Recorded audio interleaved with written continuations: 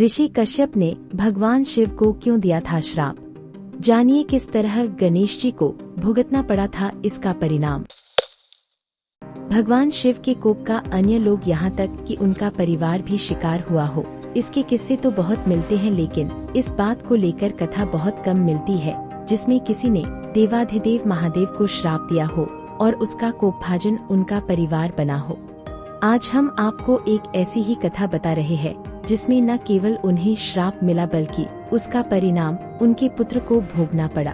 भगवान शिव एक क्रोधित देव के साथ साथ एक उदार देवता भी माने जाते हैं। उनकी शरण में जो भी जाता है उन सभी को सुरक्षा अवश्य मिलती है। इसी प्रकार एक बार दैत्य माली और सुमाली भी उनकी शरण में अपनी पुकार लेकर पहुँचे। वे गंभीर शारीरिक पीड़ा से त्रस्त थे क्योंकि सूर्य देव उन पर कृपा नहीं कर रहे थे। ब्रह्मवैवर्त पुराण के अनुसार भगवान शिव ने जब उनकी व्यथा सुनी तो वे अत्यंत क्रोधित हो गए और क्रोध में आकर उन्होंने सूर्यदेव पर अपने त्रिशूल से प्रहार कर दहिया। सूर्यदेव भोलेनाथ का प्रहार सहन नहीं कर पाए और रथ से नीचे गिरकर अचेत हो गए और उनकी मृत्यु हो गई। उनके गिरते ही संपूर्ण सृष्टि अंधकार में डूब गई। अपने पुत्र को इस हालत में देख हिरण्यकश्यप ऋषि क्रोध में आग बबूला होकर भगवान शिव के पास पहुँचे और आवेश में आकर उन्होंने शिव जी को शाप दे डाला। उन्होंने कहा कि जिस तरह से आज वह अपने पुत्र की हालत पर रो रहे हैं, एक दिन उन्हें भी अपने पुत्र के मौत से ऐसे ही दुखी होना पड़ेगा।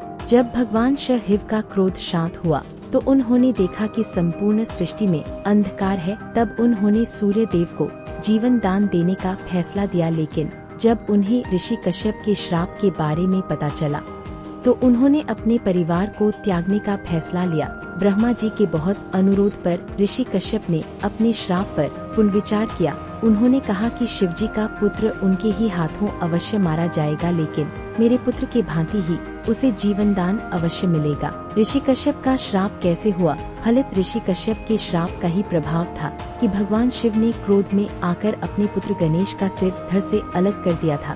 देवी पार्वती ने जब यह देखा तो वे बहुत क्रोधित हो गई थीं भगवान शिव को भी, जबकि गणेश जी उनका अपमान नहीं कर रहे थे बल्कि अपनी माता का आज्ञा का पालन कर रहे थे।